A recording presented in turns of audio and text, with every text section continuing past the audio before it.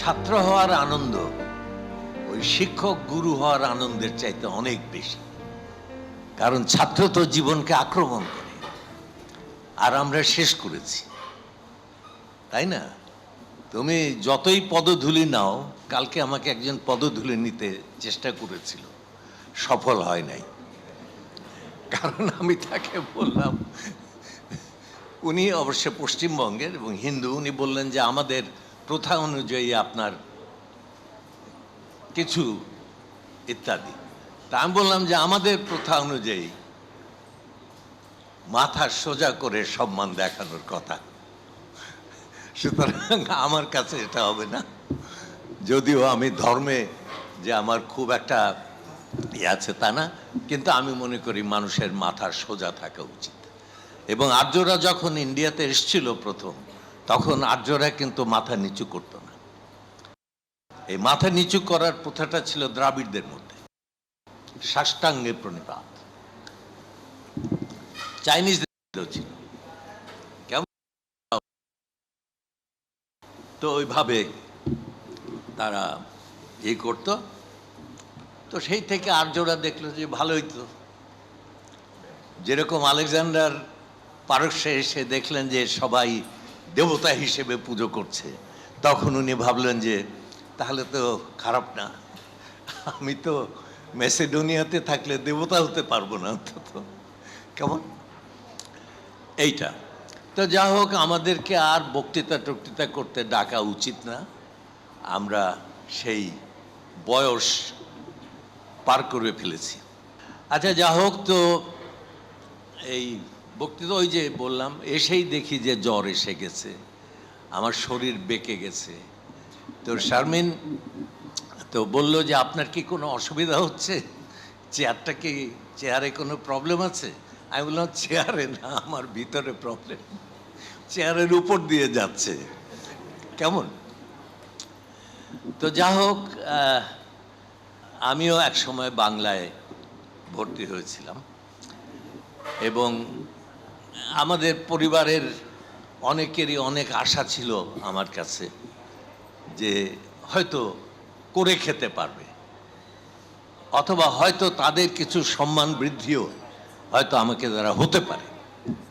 কিন্তু যখন তারা দেখলেন যে সেটা হলো না, আমার মামা যিনি আমাকে সবচেয়ে বেশি ভালোবাসতেন, তো সেই মামা যখন দেখলেন যে আমি, তখন উনি আমাকে, বাংলায় ভর্তি হলামই, তখন উনি আমাকে বললেন যে টিকি রাখ, কারণ পণ্ডিত তো হলি, এবার টিকি রাখ, আমি সব করব তোর জন্য, কিন্তু তোর ব্যাপারে আমি কোনোদিন কোনো ইন্টারেস্ট নেব না। এইভাবে 18 বছর চলল, উনি আমার ব্যাপারে কোনো ইন্টারেস্ট নেন। কিন্তু একটা সময় আসলো, এটা বলা হয়তো উচিত না আমার, যে মামা যিনি খুবই একজন দোর্দণ্ড প্রতাপ মানুষ ছিলেন এবং ব্রিটিশ আমলে পিএইচডি করা লন্ডন থেকে, সুতরাং একটু, এবং সারা ইন্ডিয়ার মধ্যে 15 জন স্কলারশিপ পেয়েছিলেন পিএইচডি করার জন্য, উনি তার মধ্যে একজন ছিলেন। 18 বছরের পরে সম্পূর্ণ অন্য বিষয়। তো 18 বছর পরে যখন দেখা গেল যে মামাকে অনেক জায়গায় পরিচিত হতে হচ্ছে, কেমন, তখন একদিন মামা আমাকে মিনমিন করে বলছেন, তার গলার সেই জোরালো স্বর একটু কমে এসছে, আমাকে মিনমিন করে বলছেন যে তুই বাংলা পড়ে ভালোই করেছিলি। সুতরাং যারা বাংলা ভর্তি হতে এসছো তারা কেউ ডিপ্রেসড হয় না, কারণ ওই মামারা, কেমন, ওই মামারা একদিন তোমার কাছে বলতে পারে যে ভালোই করেছিলি। আজকের অনুষ্ঠানে বিশ্ববিদ্যালয়ের যে বাংলা ভাষা ও সাহিত্য বিভাগ, তার শুভ উদ্বোধন ঘোষণা করছি। আমাদের ভাষা যার মর্যাদার জন্য আমরা 21শে ফেব্রুয়ারি পালন করেছিলাম, সেটা আজ আন্তর্জাতিক মাতৃভাষা দিবস হয়েছে।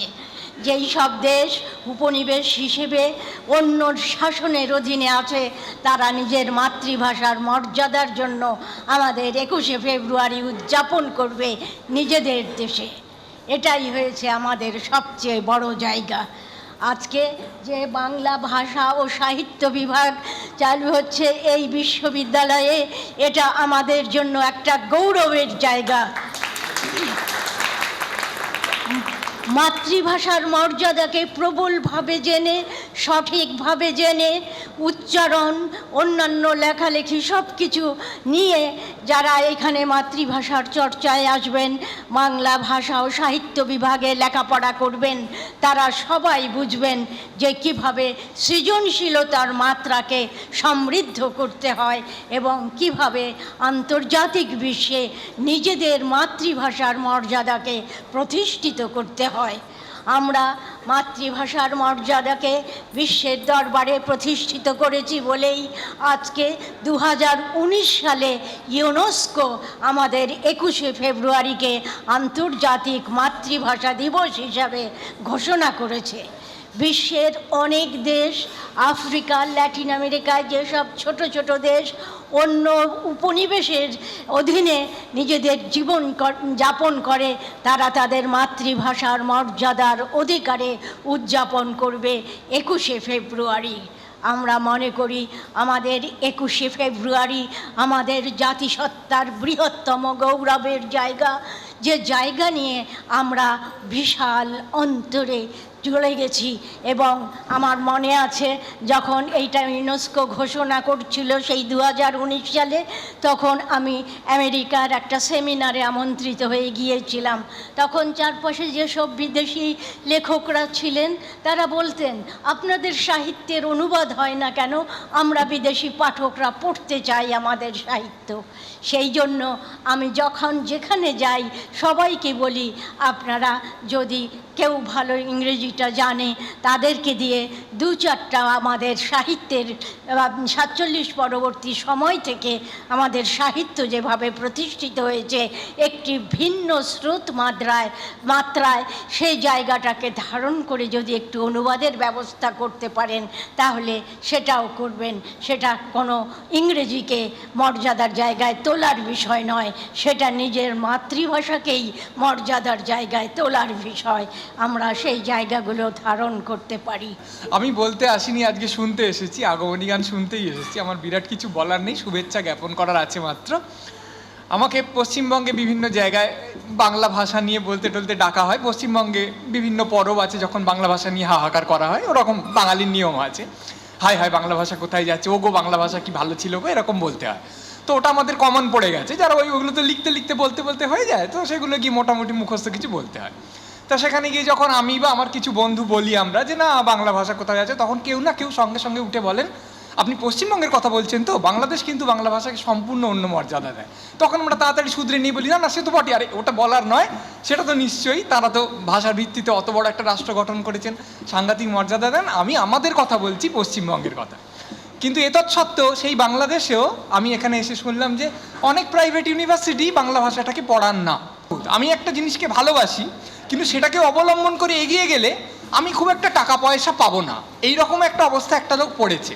এবার অসামান্য বললেন রফি যে উনি জীবনকে উদযাপন করতে চান। মুশকিল হচ্ছে, সাধারণত আমরা যখন কোনো শিক্ষা লাভ করতে আসি, আমরা জীবনকে উদযাপন করার জন্যে, জ্ঞান লাভ করার জন্যে, আশ্চর্য কিছু উপলব্ধি করার জন্যে, আমার ভাষা চর্চাকে এগিয়ে নিয়ে যাওয়ার জন্যে শিক্ষার জন্যে আসি না। কেন আসি? আমরা টাকা উদযাপন করতে আসি। আমি এই জিনিসটা পড়বো, খুব ভালো একটা চাকরি করব, আমার একটা আউডি গাড়ি হবে, পাশের লোকটা একটা অটো চড়ে যাবে, এই তো আমার আত্মপ্রসাদ, এইখানে আমার শিক্ষার উপযোগিতা। এইবার ঝামেলাটা হচ্ছে এই যে একজন দুজন লোক তো ব্যতিক্রমী থাকবেনই, তিনি অসামান্য বলেওছেন এই যে অবস্থাটা, এটার জন্য সবাইকে বিরাট দোষও দেওয়া যায় না। হ্যাঁ, তুমি কেন নিজের মাতৃভাষাকে অপমান করছো, তুমি কেন শুধুমাত্র টাকা পয়সার কথা ভেবে পড়াশোনা করছো, এই বলে লাভ নেই।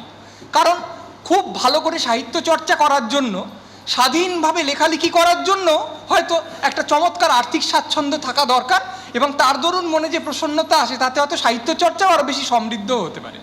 তাহলে প্রশ্ন হচ্ছে আমি করবোটা কি?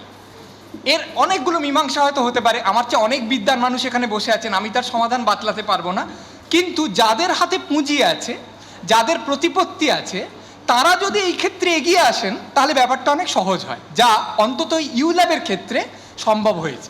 আমি সেই ক্ষেত্রে ইউল্যাব কর্তৃপক্ষকে সত্যি অভিনন্দন জানাই, কারণ নিশ্চয়ই ব্যবসায়িক সমস্ত কিছু আমাকে ভাবতেই হবে, আমি টাকা বিনিয়োগ করেছি, আমাকে টাকা তুলতে হবে, এ তো আমরা সবাই জানি। কিন্তু এ তৎসত্ত্বে একটা কথা, মানে সবসময় একটা কেন দুটো কথা আমাদের মনে জাগ্রত হয়, তা হচ্ছে এক, সমস্ত জিনিসকেই শুধুমাত্র ব্যবসার নিরিখে দেখলে সম্ভবত ব্যবসাও খুব ভালো চলে না। আমাকে অনেক জিনিস, আমার আবেগ, আমার ভালোবাসা এবং আমি কি দেখতে চাই, কি হচ্ছে, এটা নিয়ে তো আলোচনা হতেই পারে। দেখো বাবু, বাংলা ব্যবসায়িকভাবে সফল হয় না, শুরু একটা বাংলা বিভাগ খুলে কি হবে, একথা ভাবা যায়, কিন্তু কি আমি দেখতে চাই, অর্থাৎ এটা হয় না, ভালো কথা, কিন্তু যদি হওয়ানো যায় তাহলে সেই হওয়ানোর কাজটা আমি শুরু করব না কেন, এটাও একজন প্রকৃত ব্যবসায়ীকেও ভাবতে হয়।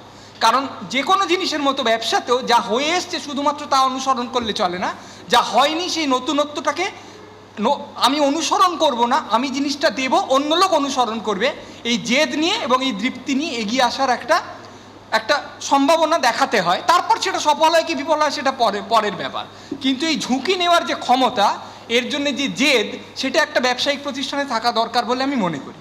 আমরা কেন ধরে নিচ্ছি যে বাংলা পড়ে গেছে মানে শুধু এখানে একটা বাংলা বিভাগ খুলবো, এই মানসিকতা কেন লোকের থাকবে, বিশেষ করে বাংলাদেশে কেন থাকবে তা তো আমরা ভাবতেই পারি না। সেই জন্যে আমার মনে হয় তো ইউল্যাব যে কাজটা করছেন তার জন্যে অসংখ্য সাধুবাদ তাদের প্রাপ্য, আমি সাধুবাদ জানাই। আমি প্রায় নিশ্চিত যে একজন যদি একটা কাজ করেন এবং সেই উদাহরণ যদি অবলম্বন করে অনেকে এগিয়ে যান, তাহলে সেটা ধীরে ধীরে একটা আন্দোলনের মতন জায়গায় প্রতিষ্ঠিত হতে পারে। এবং যদি বা তা নাও হয়, আমরা আজ নয় হয়তো এর ফসল আজ পাবো না, হয়তো কাল পাবো, পরশু পাবো।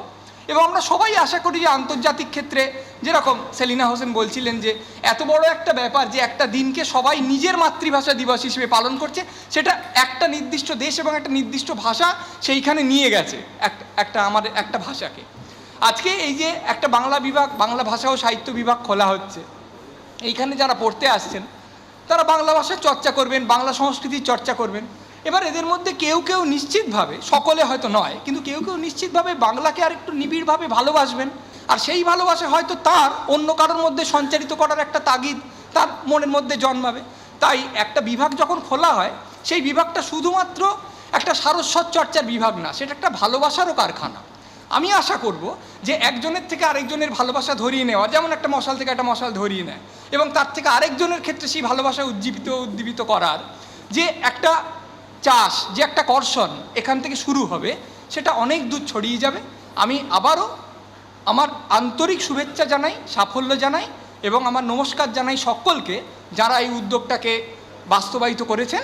এবং আমি মনে করি যে এই উদ্যোগ আরও অনেক দূর যাবে এবং এই উদ্যোগ অন্যের মধ্যে যারা হয়তো না একটু সংকুচিত হয়ে আছেন, বাংলা ভাষাকে নিয়ে অনেক দূর যেতে পারবো কি, তাদের মধ্যেও এই উদ্যোগটা অনেকটা অনুপ্রেরণা সঞ্চার করবে। একমাত্র বাংলাদেশ যে বিদেশে গিয়েও আমি আমার মাতৃভাষায় কথা বলতে পারি আর কি, যেটা অন্য আর কোনো জায়গাতে সেই ভাষায় কথা বলতে পারি না। সব কিছুর মধ্যে আমার যদি ভালোবাসাটা না থাকে তাহলে হবে না। সেই বাংলাকে ভালোবেসেই আমি যদি পড়ি ঠিক করে, এবং শুধু সেই পড়া নয়, আমার মনে হয় যে হয় না যে ধরুন একমাত্র মানুষ, যে মানুষকে মানুষ হয়ে উঠতে হয় তার জন্যে পড়তে হয়, নাহলে কুকুরের, কিছু মনে করবেন না, মানে কুকুরের বাচ্চা কুকুর হয়েই জন্মায়, একমাত্র মানুষের বাচ্চাকে মানুষ হয়ে উঠতে হয় আর কি। এবং সেটা শিক্ষার মধ্যে দিয়ে আমার মনে হয় যে সেই মাতৃভাষার শিক্ষা যদি আমরা গ্রহণ করি তাহলেই হয়তো মানুষ হয়ে উঠতে পারবো। যে অ্যাকচুয়ালি পড়াশোনাতে কোনো এজ লিমিট নাই, কিন্তু এটা আমি আশা করি আমাদের সরকারি বিশ্ববিদ্যালয় এটা বুঝবে যে কোনো আপার এজও নাই, কোনো লোয়ার এজও নাই। সো দের মানে ইংরেজিতে বলি there might be a 12-year-old genius, right, who would be admitted to Harvard and Oxford, কিন্তু ঢাকা ইউনিভার্সিটিতে ঢুকতে দেবে না বিকজ তার বয়স ছোট। আই থিঙ্ক এইসব সীমাবদ্ধতা থেকে আমাদের চলে আসতে হবে এবং আমাদের এখানে যে বাংলা ভাষাটা একটু নতুনভাবে আমরা এটা পড়াবো এবং এটাতে প্রফেসর শামশাদ এবং প্রফেসর শামীম দুজন মিলে আমাদের অরিজিনাল যে কারিকুলামটা চেঞ্জ করেছে, যেটা এই 21st সেঞ্চুরির জন্য প্রযোজ্য হবে, কারণ যারা পড়ছে সবাই তো আর বাংলার সাহিত্যিক হবে না, লেখক হবে না, তারা পড়ছে নিজের ভালোবাসার শখের জন্য পড়ছে।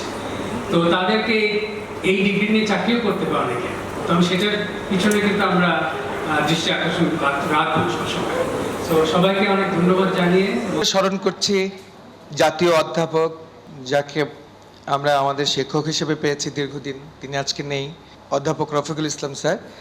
তিনি 18 সালে এই রেজিস্ট্রেশনটা করেছিলেন বাংলা ভাষা ও সাহিত্য বিভাগ নামে।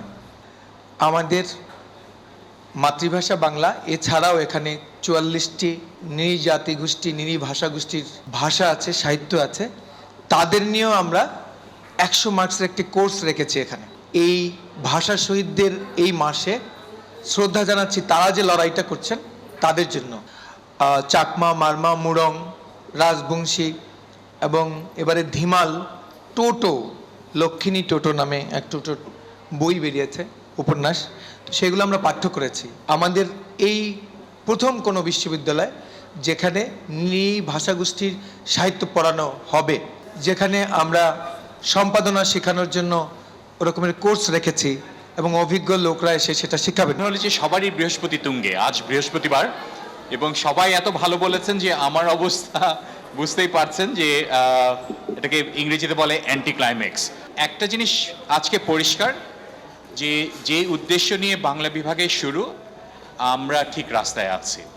কারণ আপনারা যা বলেছেন, যা চিন্তা করেছেন, সেই চিন্তার সাথে আমরা 100% সহমত পোষণ করছি। এই বিশ্ববিদ্যালয়ের প্রতিষ্ঠাতা যারা ছিলেন তারা অনেক বেশি দূরদর্শী ছিলেন, এবং এই যে লিবারাল আর্টসের কনসেপ্ট যেটা স্যার বলে গেলেন, আসলে এটাই কিন্তু আমাদের ভিত্তি। হ্যাঁ, যে logic, rhetoric, grammar, mathematics, astrology, এই 7টা ধারা নিয়ে আসলে লিবারাল আর্টস। সো সেটারই ভিন্ন ফরম্যাটে আজকে আমরা লিবারাল আর্টস বাংলাদেশ চেষ্টা করি। ইংরেজি বিভাগ এবং বাংলা বিভাগ একজন আরেকজনের সম্পর্ক হিসেবে কাজ করবে।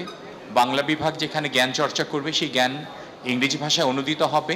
আমরা চাই যে আমাদের ছাত্ররা ক্রমশ এই পুরো একটা কম্পোজিট স্ট্রাকচারের মধ্যে চলে আসে। আমি আমার ক্লাসে যেটা সবসময় বলে আসি, মানে you can't write if you do not think right. আমাদের মূল উদ্দেশ্য হচ্ছে চিন্তার জায়গাটা পরিষ্কার করা। সো সেই উদ্দেশ্য নিয়ে বাংলা বিভাগের যাত্রা শুরু।